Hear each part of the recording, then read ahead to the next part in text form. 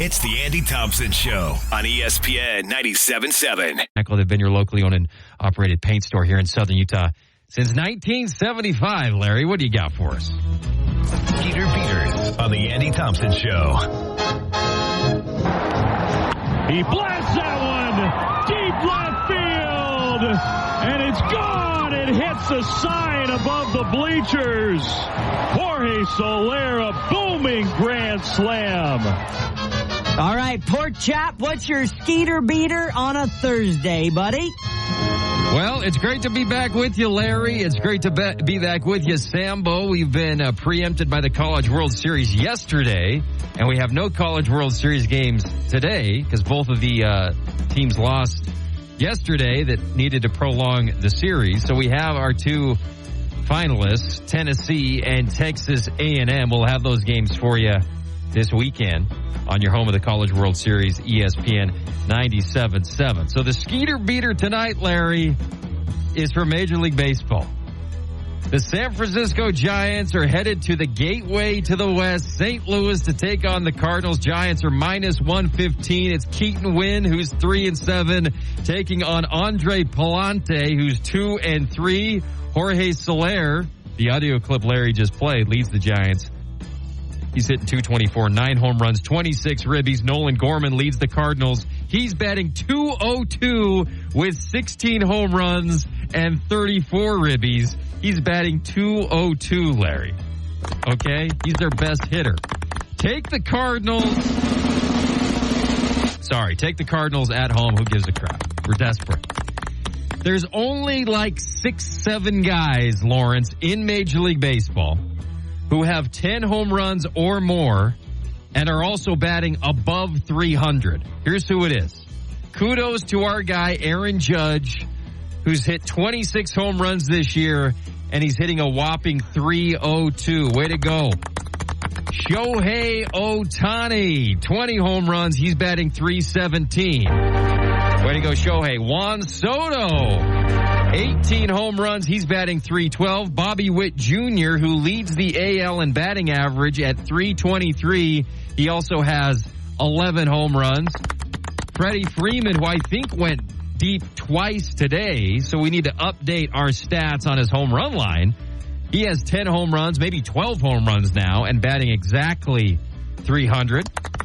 And Mookie Betts, who's hurt, 10 home runs, and he's batting .304. I know it's June 20th, but the fact that there's 6 dudes doing this is amazing to me. This is from The Ringer, talking about the history of the strikeout. So what's plaguing baseball right now is there's not enough balls being put in play, whether they're hits or not. Just put the ball in play. It's fun to watch, not just seeing pitches for strikes or pitches for balls or big swings and misses and hitting for the fence every time. Balls in play is the biggest problem with Major League Baseball right now. This is from The Ringer. Quote, "The swinging strike was the earliest identifiable addition to the game. But they're in response to the batter who was hopelessly flailing, making everyone else stand around and wait for him to successfully put the bat on the ball," says historian Richard Hirschberger, author of Strike 4, The Evolution of Baseball. "The solution was that the third time he swung and missed, the ball was in play regardless, and he had to run to first base." So what they're saying is, in 1860, right after the 1865, right after the Civil War, when they started playing baseball, there was no strikeouts. You just swung it 80 times, and if you missed 80 times, you had to keep swinging. Once someone was on first, though, another pacing problem presented itself, which soon led to the invention of another way to strike out.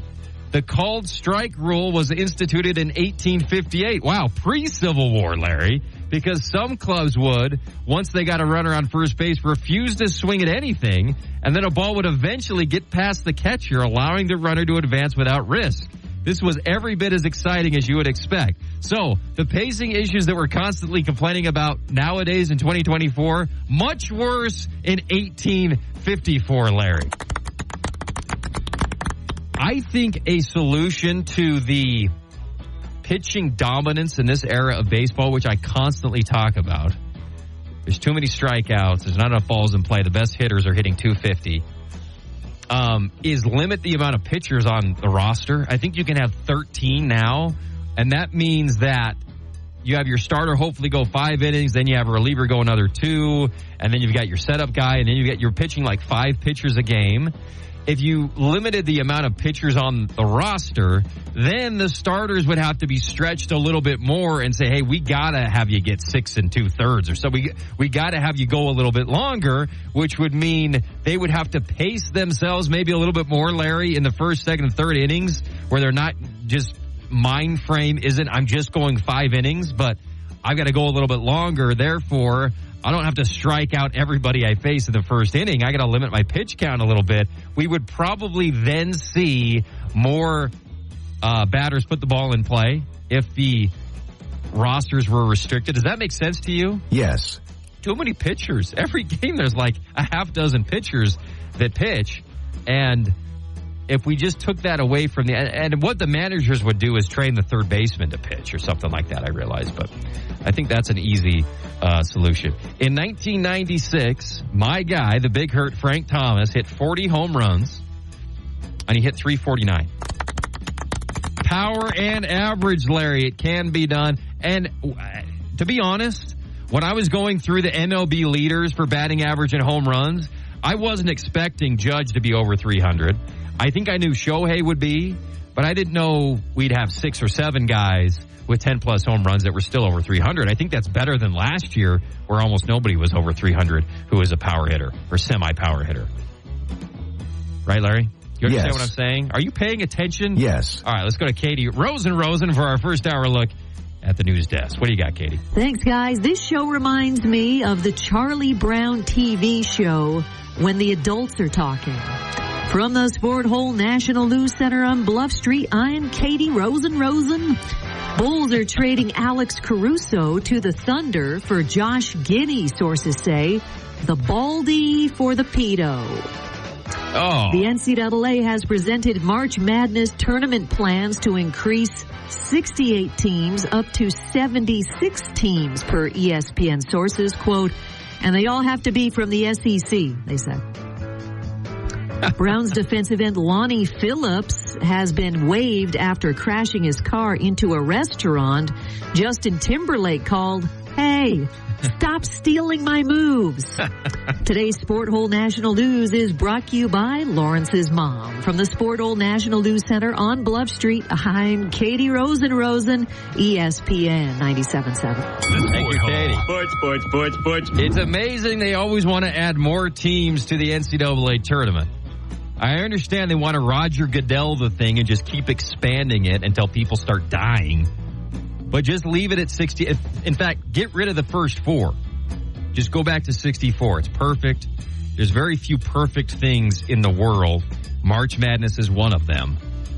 And whoever is in charge of denying the NCAA this dumb proposal of theirs needs to throw it back in their face and say, beat it. The Sport Hole. Sports. What do you think is the thing about JJ Redick that would make you a good coach? I don't necessarily think it's one thing. I feel like I know the game pretty well because of some coaches I played for, really specifically Coach K. He taught me about adaptability, and our game, the NBA, changes so fast year to year. Having the mindset of just being open to change. One of my greatest skills as a human being is my ability to communicate and communicate in an open and transparent way. I did that as a teammate. I think that's part of coaching. Not avoiding things and not avoiding confrontation. Locker rooms, team chemistry, it's a very fragile thing. We see it all the time in the NBA. I look at coaching as a way to help. It's like I had so many people help me in my career, and not just head coaches, but assistant coaches, player development people. And they have such a valuable place in my heart and in my life. And I'd love to be one of those people someday. All right, Sport Hole, what are your thoughts? JJ Redick is officially on his way to Tinseltown. Thank you, Sambo. I don't understand why he would take this job. The Lakers in the LeBron era is like, it's like Star Wars movies. Why do people keep taking the job to reboot these stupid Star Wars movies? They're all horrible. All of these Disney Plus TV shows and miniseries to try to resurrect the mythology and the wonderment and the fan base of Star Wars. It never goes well. So why would you ever take that job? That's what I feel like with J.J. Redick. Now, I know he's buddies with LeBron and they do the podcast, and I like J.J. Redick. But it kind of reminds me of Barkley. When Barkley would talk about, I want to eventually be a GM one day, like 10 years ago. I don't know why you would want to do that. Your potential impact on basketball and on the NBA and your footprint is bigger where you currently are. Barkley, the most important guy in basketball, in the media, J.J. Redick is kind of becoming one of those guys in the new media space. Why would you give that potential up to go coach LeBron for 18 months, get fired, and then have to go coach like the Hawks or somebody? Why would you take this horrible job? Now, I think Redick believes that he's a great communicator. He's not afraid of confrontation. He'll go at players. People will respect him because he played more recently, and he's an X's and O's, genius type. But I think you can look at the wake behind LeBron and just say it's hard to coach a team with this guy on it. We can see that for 20 years. There's been one guy, it was Ty Lue, who could kind of coach up LeBron and had the respect of LeBron and the locker room. And maybe Redick saying, well, I'm kind of in the mold of Ty Lue, a recently retired player who LeBron respects and has a friendship with. I can come in and talk to him and earn the respect of this locker room better than Frank Vogel could or any of these other guys. So that's the unique position I'm in. I think that anybody who's saying that when Pat Riley took over the Lakers, he was a young guy and he had so much success. The difference, obviously, is that when Pat Riley took over the Lakers in the beginning of the 80s, he had a brand new Magic Johnson at the beginning of his career, and he had a prime Kareem, and he had Worthy right down the pike a couple of years. That's not this team.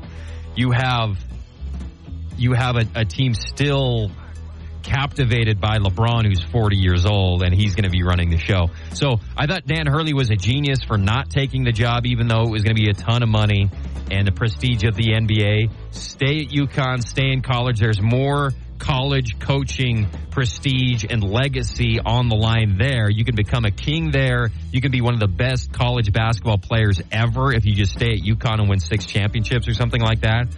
Redick's goal is clearly to coach in the NBA.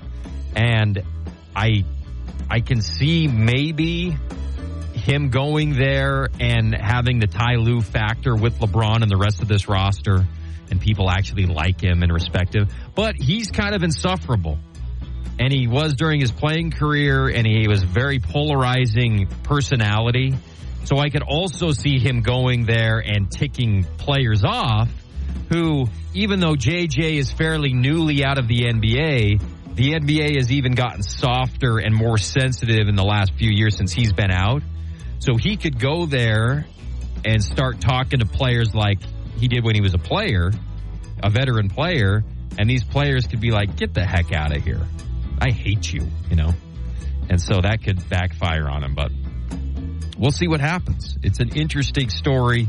And the Lakers kind of are in the same boat as Kentucky basketball, probably Notre Dame football, where the first few guys you go to for the first time in your life as a team say no to you, and you've never been said no to in your life.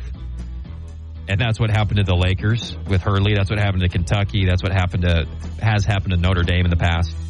So it's fun. It's fun to have the Lakers suck. It's fun to have them have to go to their second guy. And I think it's their second guy. I mean, Shams said it was their first guy, and then Woj said, not so fast. It's actually Hurley. And then I thought, well, maybe Redick won't take the job now because he's embarrassed that he's clearly the JV choice. Well, that's obviously not the case, Larry. he's going to take the job in L.A. Yes. And I think it's a horrible, horrible mistake. Yes. But he'll be there in time for the draft so he can pick Bronny, right? Yes. I would want to take that job. Would not want to have that job, Larry. The Sport Hole. Sports. Big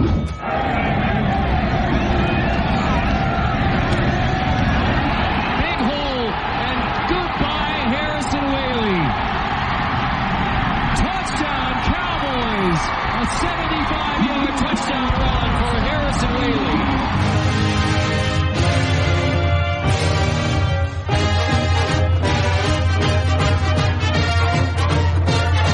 Wyoming? Yes. Sport Hole, what are your thoughts on the Wyoming Cowboys 2024 BYU in the pre-conference schedule? I love Wyoming. We're breaking down an opponent of either BYU or Utah State or Utah Tech or SUU just about every day to get us through the dog days of summer, right, Lawrence? Yes. So the other day we did SMU, right? What's with the BYU lean here? We're doing 2 BYU opponents? Yes. What are you, a Zuby? No. All right. BYU hasn't lost to Wyoming in like 9. They're 9-0 in their last 9 games. Doesn't matter if it's in Provo or in Laramie. Craig Bull is gone. He went 9-4 last year, 7-0 in Laramie with Peasley. Remember that old Utah State transfer quarterback? Actually had a pretty good year last year. Yes. 20 touchdowns, 5 interceptions. He's gone. And they've got the kid we talked about from Snow College who didn't even play at Snow, Evan Svoboda, who's taken over the system. The new coach is an assistant whose name eludes me, but he's more of an offensive quarterback guy who's taken over for Wyoming, and that's what Svoboda is excited about. I was listening to him in an interview talking about the offensive side of the ball. Harrison Whaley's back. He went for 1,000 yards on the ground for Wyoming last year. 7-0 at home, Larry. Laramie's a tough place to play at night, in the wind, in the dark. Those crazy Cowboy fans. They beat Texas Tech at home. They beat Fresno State, who was good last year at home. Appalachian State, who's a good lower tier group of 5 team. They beat Colorado State at home, among others. And they went lost in their bowl game, I think. They're returning 10 of 11 starters. So I think if you look at BYU's pre-conference schedule, let me adjust what I said last week, which is SMU is the scariest because they have the best returning group of 5 quarterback, arguably in the country, who SMU is able to retain because they have NIL oil money that's finally coming into play. They paid the kid. And they're now playing in the ACC. So SMU's the scariest. Wyoming always seems scary to me. On the road at Wyoming, always night game always seems scary. But BYU's got a big brother complex over Wyoming. They've beaten them like 59-0 in Laramie in the last few years. So it's not that scary. So I think BYU expects to be 2-1 headed into Big 12 play. Thank you. By the way, we need to get Phil Steele on the program, Larry, to talk about all these teams. But if I'm BYU, I'm least afraid of SIU, then Wyoming, even though Wyoming had a pretty good year last year. And then I'm most afraid of SMU. Because I'm playing in Dallas, right? Yes. I'm working on my Jack Nicholson. Sport Hole Weekend Movie Rack. You can't handle the truth. All right, movie review is brought to you by Cover It Storage. CoverItStorage.com has you covered. If you have a boat or RV and you're going out to Sand Hollow, something like that, CoverItStorage.com. All right, what do we got, Larry? I'm not going to die. No, I'm going to kill the bear. Say it, I'm going to kill the bear. Say it, I'm going to kill the bear. Say it. I'm going to kill the bear. Say it again. I'm going to kill the bear. And again. I'm going to kill the bear. Sport Hole, tell us about your review of The Edge, starring Alec Baldwin and Anthony Hopkins. Oh, fantastic. I'm amazed I had never seen this movie. 1997, survival thriller film written by David Mamet, my guy, starring Anthony Hopkins and Alec Baldwin. The plot follows wealthy businessman Charles Morse Hopkins and Bob Green Baldwin, who must trek through the elements and try to survive after their plane crashes in the Alaskan wilderness. Must I say anything else, Larry? No. You're in, right? Yes. There's a Kodiak bear chasing him. Here's my review of the movie. 1997, Larry. It looks amazing. And the reason it looks really good is because they're actually on top of a mountain. They're actually physically there. And two, it's a real bear. This thing is the biggest bear you've ever seen. And it's a real flesh and bone Kodiak bear named Bart the Bear, who worked in Hollywood for a long time. And if this movie were made today, they wouldn't be using a real bear. Like Cocaine Bear, that movie that just came out a couple years ago. I didn't see it, but I'm sure it's a CGI bear. And CGI is always worse than an actual bear. To me, watching these sequences of them fighting this bear, it looks like Baldwin is actually fighting a bear. Unlike The Revenant, when Leo is being mauled by a bear, you can tell that's either a CGI bear or, George Murajan in a bear suit. It wasn't a real-looking bear. So I appreciate, what I realized is I'm done with these new movies that come out. I'm done with all this crap. Very rarely is there a new movie that comes, and I know I'm an old, as they say, but I don't enjoy any of this crap that's coming out recently. So I'm going back in time. I'm going back, Larry. I'm going back to the 90s. All these movies when I was a teenager that I didn't watch because I was busy watching Home Alone. I'm going to go back and watch those movies that star guys like Anthony Hopkins. You know what I'm saying? This movie was fantastic. 5 bags of popcorn. Would watch again. Has a great ending. Has a great twist. It's really well written, and it's a real dang bear. It scares the heck out of you. So The Edge, 5 out of 5. I mean, let's not go crazy, Larry. Is the thing out of 5? How do we do this? Yes. We need to have a metric of what we actually do here, but thoroughly enjoyed, very refreshing. Watched it with my wife, and she wasn't on Instagram for hardly any of it.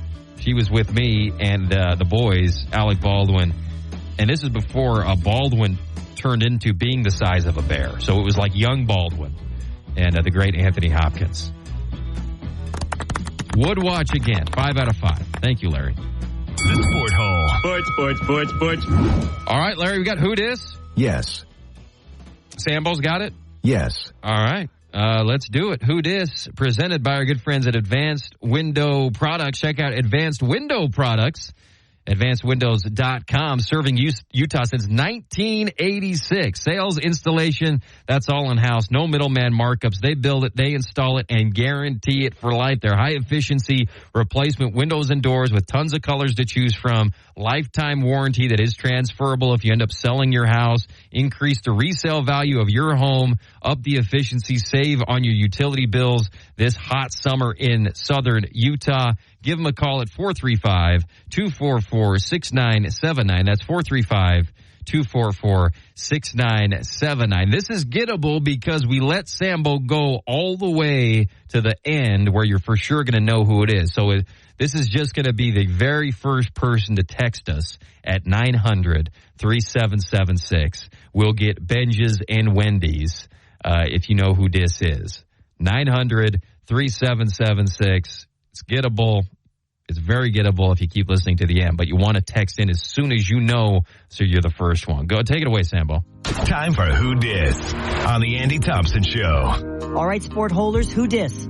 I was born in Sacramento, California, and was adopted the day after I was born by Patty and Wayne, who both worked as teachers in Linden, California. Me and my older brother John were both adopted.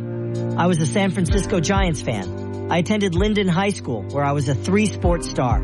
I played as a pitcher and first baseman for the baseball team, a wide receiver for the football team, and as a center for the basketball team. I set a school record for touchdowns in football and led the basketball team in points per game. In baseball, I was part of the Linden High School team that made the California Interscholastic Federation Division III playoffs.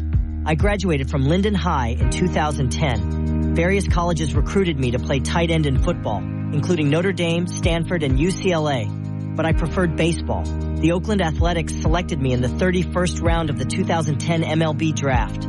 Still, I opted to enroll at California State University, Fresno, to play for the Fresno State Bulldogs baseball team in the Western Athletic Conference. In 2011, I was part of a Fresno State team that shared the Western Athletic Conference regular season title, won the WAC tournament, and qualified for the 2011 NCAA Division I baseball tournament. Louisville Slugger named me a freshman All-American. I won the 2012 TD Ameritrade College Home Run Derby. I played collegiate summer baseball for the Brewster Whitecaps of the Cape Cod Baseball League in the summer of 2012. In my junior year, I led the Bulldogs in home runs, doubles, and runs batted in. I was named to the all-conference team in all 3 of my seasons for the Bulldogs, in the WAC in my first 2 seasons, and the Mountain West Conference as a junior.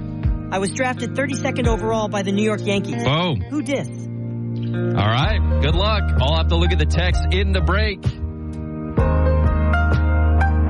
Great job, Sambo. Learned a lot there, buddy.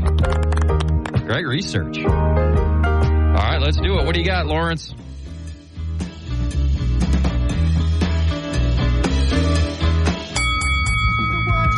Time for our monthly call from Punk-Ass Pete in the Sport Hole.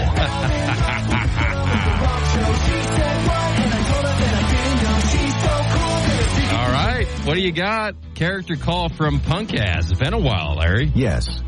Hey, Sporty and Larry and Katie, I love this show as always. You're doing a fantastic job. Appreciate all the content. I'm wondering about the Major League Baseball problem with ads they're having right now. It's ridiculous. There's ads on the mound. There's ads on the jerseys. There's ads on a big screen behind the batter. In the outfield, everything's a gambling ad. During the game, they're popping up little pop-up ads talking about if this guy gets a hit over, under, how many bases he gets. Everything's about gambling and ads and marketing. It means these jerseys will eventually end up in Cooperstown. When are we going to draw the line? Does this bother you as much as it bothers me? I'm out. It sounded to me like he bit his tongue, Larry. It's a great question. You know, the last place holding on from the over advertisement of Major League Baseball was Wrigley Field, and when Tom Ricketts bought the Cubs, the Ricketts ownership group, he said, "Look, we're trying to win World Series here. We need revenue any way we can get it if we're going to compete with the Dodgers and the Yankees in Boston. So yeah, we're going to put an Under Armour sign on the wall, on the Ivy wall, where the equipment comes out on the doors. We're going to build a big old, what are those called? Scoreboards with ads on them. We're going to put ads everywhere. It's still going to try to maintain the old look of Wrigley and kind of the old school 1940s thing, but we're not going to turn down money anymore for the look of Wrigley Field." And there's a big faction of Cub fans who are like, good, we won a World Series. And maybe we can contribute that to some of the salary increase that we had because we were able to do that. I think that's kind of BS. But then there's another faction of old guys, the Ron Santo type Cubs fans who were around in the 60s saying we don't even like night games. I mean, what's with all these ads everywhere? And now you got the gambling stuff all around. And it's hard to find an entity who hasn't sold out in sports or anywhere, Larry. Like the Masters and Augusta National hasn't sold out, right? They sell you a Coke for like $1. They sell you a pimento cheese sandwich for $2. They sell you a mint julep for $2 or whatever. There's no advertising. There's no nothing. Augusta National is probably, in that regard, even more than Wrigley Field, even more than, obviously Yankee Stadium's brand new, more than Fenway, more than Lambeau Field, more than, Lambeau's kind of old school still, but I would say Augusta is the most preserved kind of sacred space in sports as far as not having commercialism take over, right? Would you agree with that? Yes. Churchill Downs, I don't know. Does that have stuff all over it? I have no idea. Have you been? No. So, Notre Dame Stadium, that's kind of old school. Yes. We probably have to make a list. But Wrigley used to be number 1 on that list, and now it's probably number 5 or something, right? Wouldn't you say? Yes. So I'm with Punkass there. The ads are overwhelming. I'm actually don't care about the gambling ads as much. I think that actually kind of makes it fun because you see this over under 2.5 hits this inning. I actually like that because I'll answer in my mind, and then I can kind of follow it. See what I'm saying? Yes. Do you even give a crap anymore, Larry? No. All right, let's go on to our next thing, buddy. What do you got? The Sport Hole. Sports. The 1-1. Dinges in the air, center field. Tears goes back into the alley, on the move, and hangs on! Just like Hunter Ensley, Kavaris Tears up to the task. What's this? Sport Hole, tell us about your review of The Edge, starring Alec Judas Baldwin. Priest, Sambo. Sport Hole, what do you account for SEC's dominance in baseball? It just means more, Larry. That doesn't just mean football. It means track and field. It means baseball. It means women's basketball. Men's basketball, not so much. But, I think it's rising tide lifts all boats. So football does good. That means the whole school and the athletic department gets more money. I think it's a sports-crazed South. I think it's weather. I think it's population. One of the things I always discount when I am ripping the West for not being competitive compared to especially the Southeast in college sports is population. I mean, they just have tons more schools and millions more people than the West, even though we have Southern California.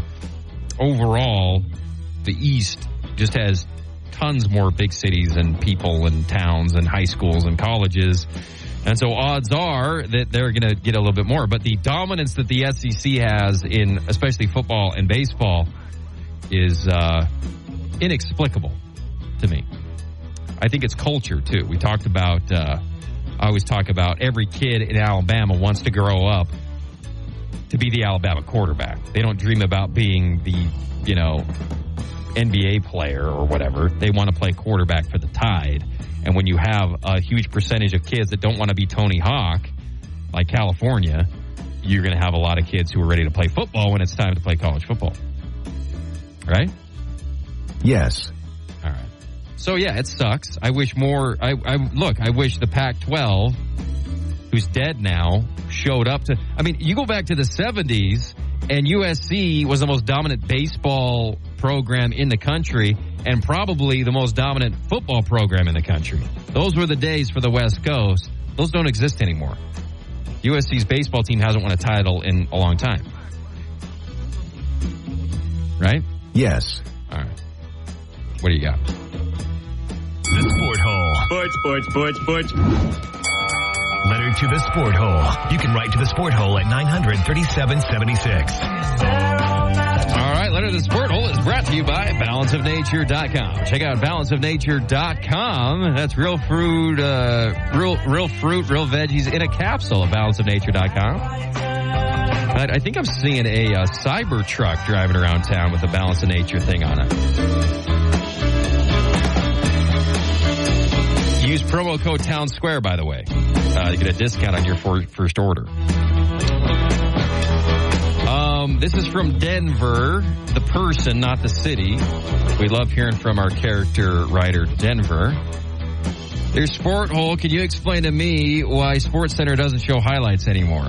Denver, I don't know if you're first time, long time, or long time, first time, or however that works. Apparently you haven't been listening to the program because I rail against SportsCenter constantly. I was just watching Scott Van Pelt last night, and I love Scott Van Pelt, but he does like 2 games of highlights, and then he has like a 6.5-minute interview with Adrian Wojnarowski or Booger McFarland or somebody. And I'm saying, I don't want to listen to this guy talk for 5 minutes. I want to watch there were 1 million games tonight, even in the summer. Show every one of them. I want to see all the games, the highlights. I don't want to hear Woj talk for 5 minutes. This is Sports Center. This is Sports Center. Do you remember the commercials? We don't want a talk show again. You do all your talking crap before 4 p.m. Then it's Sports Center. I want to see highlights. Yes. The Sport Hole. Sports. Sporty. Cannon Catchings. Need I say more? Oh, my gosh. Sambo. What is going on with him, Larry? He has been horrible for the last few weeks. Yes. Can you rein him in a little bit? Yes. Okay, Cannon Catchings. We didn't have a show yesterday. Wanted to talk about it. It's actually been a couple days since he officially signed. I'm just giving a standing ovation to BYU basketball and BYU athletics. First class job they're doing with the basketball program in the new era. They've completely transformed the program with Kevin Young and the influx of NIL money and Ryan Smith and all this stuff I always talk about. So getting Catchings is a big deal. Going to the AAU coach and saying, hey, you can come be an assistant if you can get us this dude. And he said, yeah, I'll do that. That's great. That's something BYU wouldn't have done in the past, and they did this year. And they got some one-and-done guys. And BYU is the Lexington, Kentucky of the West right now, with all the guys they're bringing in and international guys and stuff like that. So it's going to be a fun year for BYU basketball. A lot of pressure now, and the pressure on Kevin Young is there's no development. You don't get 3-4 years with these guys. You got to go to the Sweet 16 now. You got to go this year with Igor and Crawford and Catchings and whoever else you get over the next couple of weeks or whatever. You got to go to the Sweet 16 this year because those guys are only going to be here for 1 year.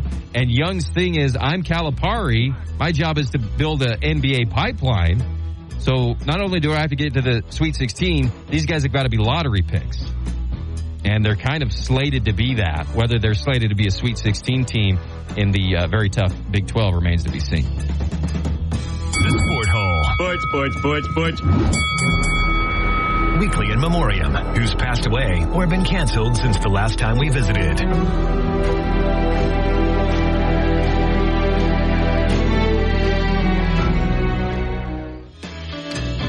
All right. This is the New York Post obit for Willie Mays, which, once again, we're late on a little bit, but we got to talk about Willie.